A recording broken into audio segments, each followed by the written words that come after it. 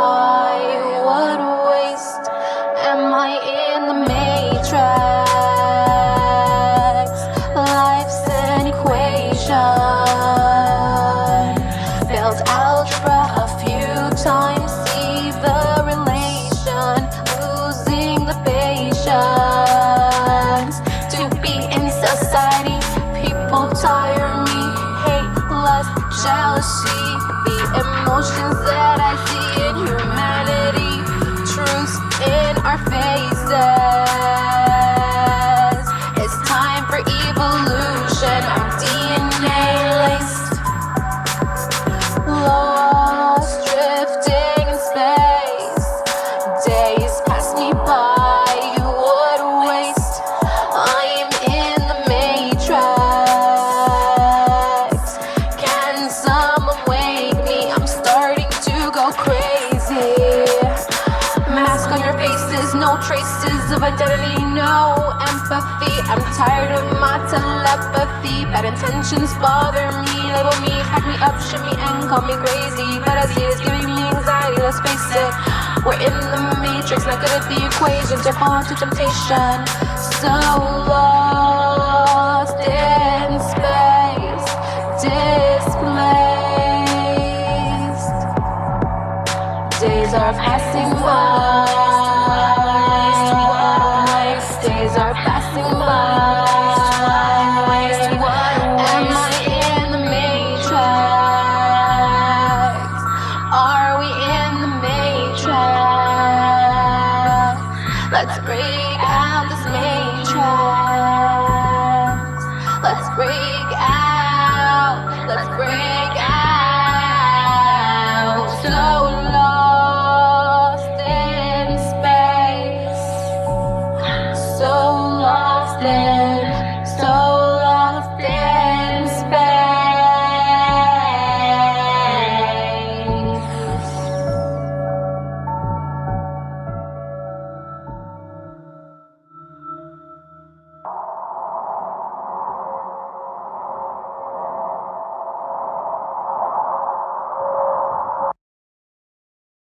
What's up, everybody? It's your girl, Symone Titania, and you are back for another episode of The Indie Seat. So, yeah, it's been all days.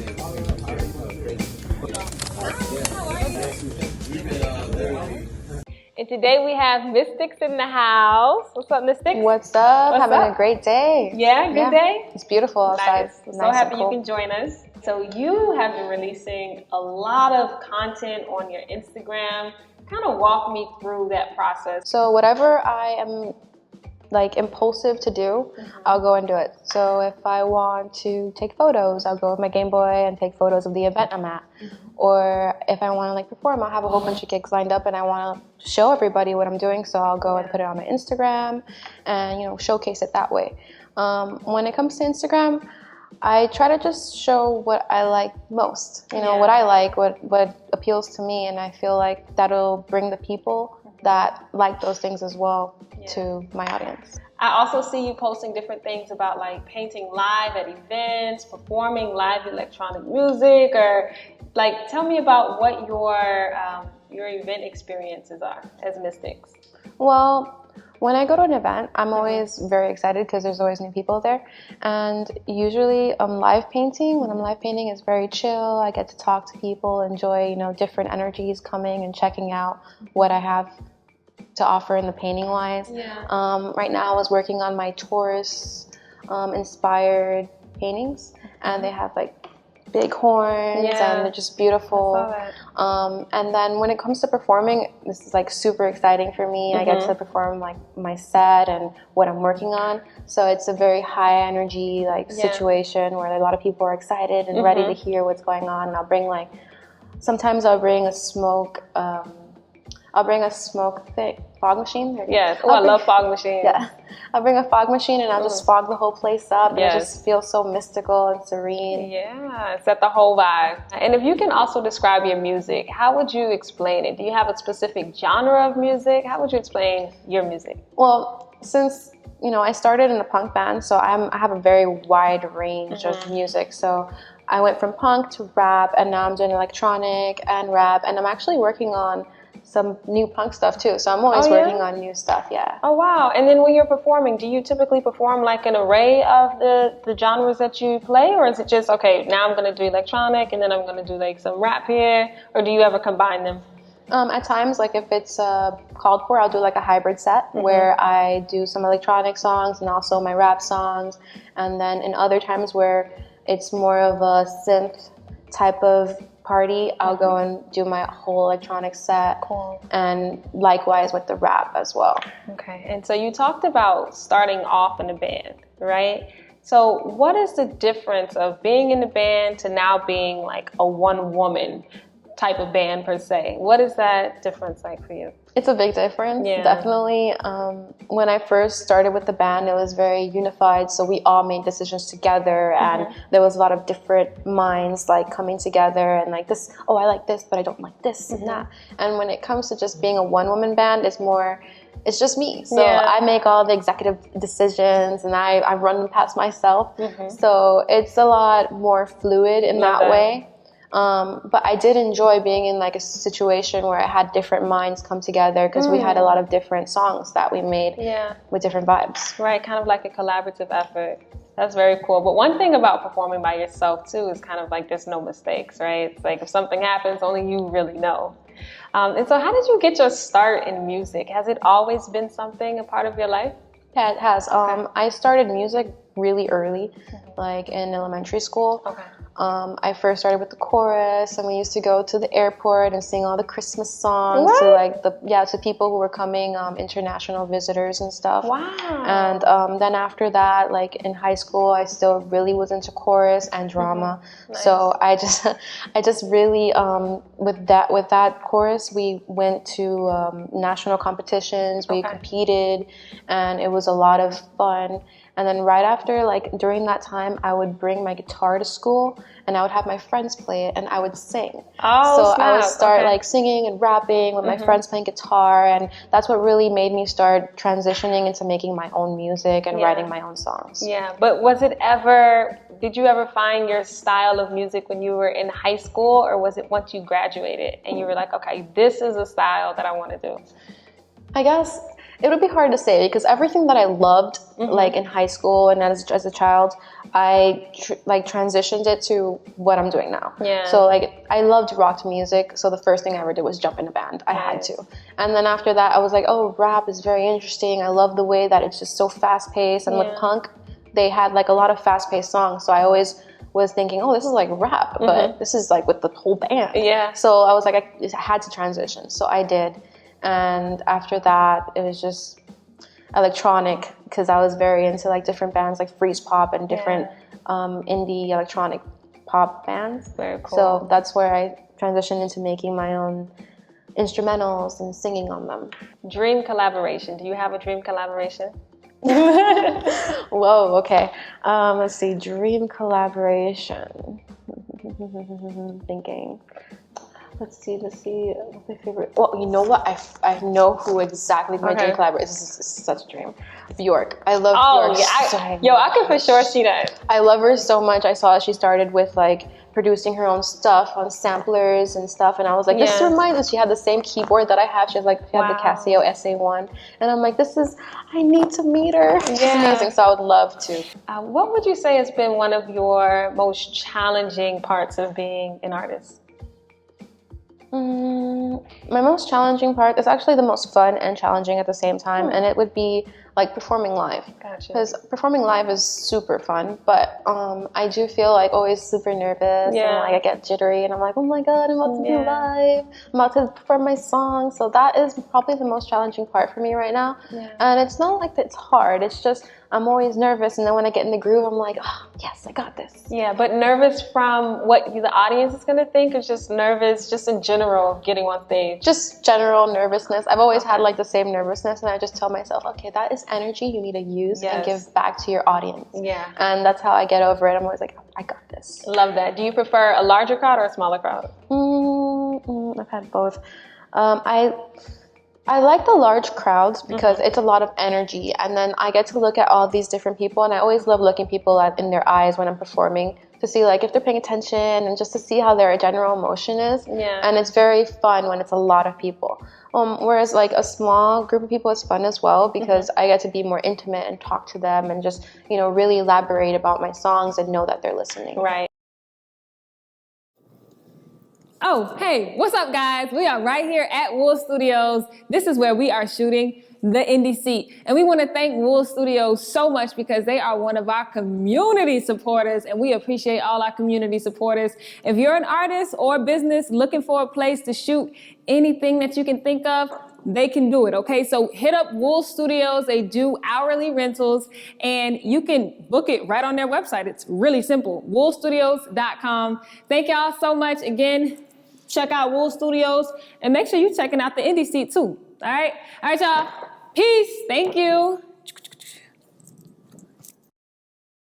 Now, in regards to your music, right, and releasing music, do you have any new music coming out? Yeah, I do. I have a whole lineup for next year. I'm gonna release Tarot. It's all produced on my MPC Live with different keyboards, like Casio keyboards, Yamaha keyboard, Omnichord, just a lot of different instruments. I used a kalimba. I used my I don't know what that electric is, guitar. but I'm going to look it up. It's like a thumb plucking. Oh, okay. instrument, Yes, yeah. I know what that is. I used electric guitar. I used a lot of different stuff in this album, and then I also had somebody featured on it who's playing the cello. His name is Phil, so it's going to be very, very fun. Nice. And I'm sure you're going to have an amazing rollout for that too. Oh yes, I'm super excited. I'm going to have like music videos set up. I want to do a album release party. And after that, I'll be releasing some duo projects, and then I'll be releasing Cruisin', which is my album that I'm working on with my Volcas, synthesizers, and drum machines, bass synths. And I'm performing it now live. Okay. And it's based on just going out on the road, cruising, going touring, meeting new people, just that whole vibe is what that project is. Love that concept. And if you're cruising, what car are you going to be in? Toyota Tercel wagon. I knew you were going to say that. Yes, definitely my Toyota Tercel wagon. It's just literally just so smooth on the road, super reliable. I love it so much. Every time I drive it, I feel like I'm in a driving simulator, except, you know, there's crazy people on the street, but it's so fun. Cool point. So you have like a love for vintage cars and vintage scooters as well. Are you going to be incorporating any of that into your music? Definitely. With my last album, Anomaly, I used my Tercel wagon as basically the mascot of the entire album. So I always filmed around it. I always implemented it into the visual aspect of the album. And in the future, I still will be using it, and I also want to dabble with other cars as well. Gotcha. I just love your form of expression. I really do. Can you tell us a little bit about your makeup as well? Oh yeah, sure. Well, when I was really young, I always thought that, you know, since I'm darker skin, I thought, oh my God, makeup will never show on my face. And I would always put pigment and it would never work. Right. So I was like, this is never going to work for me. And then after I started getting older and understanding makeup more, I was like, okay, I think I'm going to transcend doing makeup on my face, but based on what I would usually paint or draw. Ideas of that. So these right here, I call them crybaby tears, but I draw them all the time on all of my little drawings that I do on digital, as well as my big paintings. Right. So I want to do it on my own face as well, because I think it's a cool look.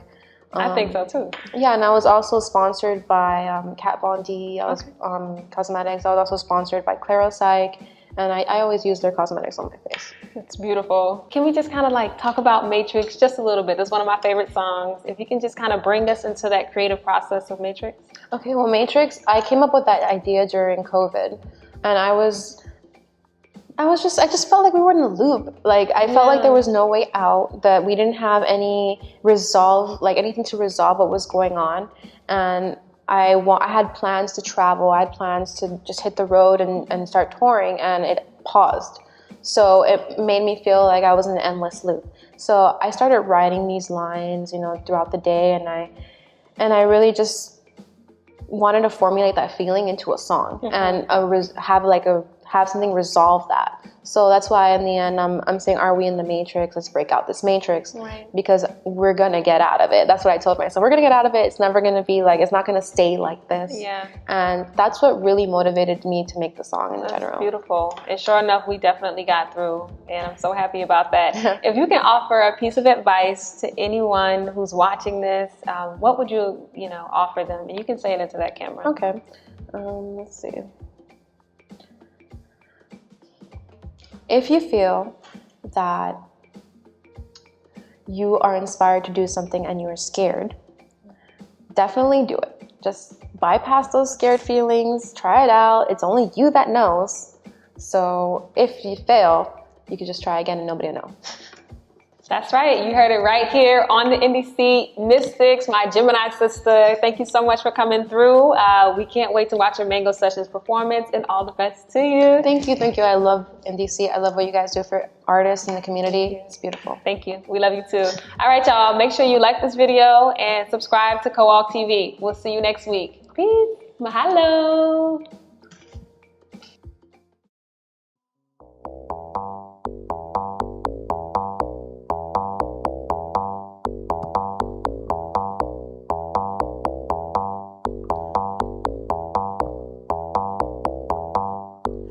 Where you wanna go, I don't care. We're headed to a show.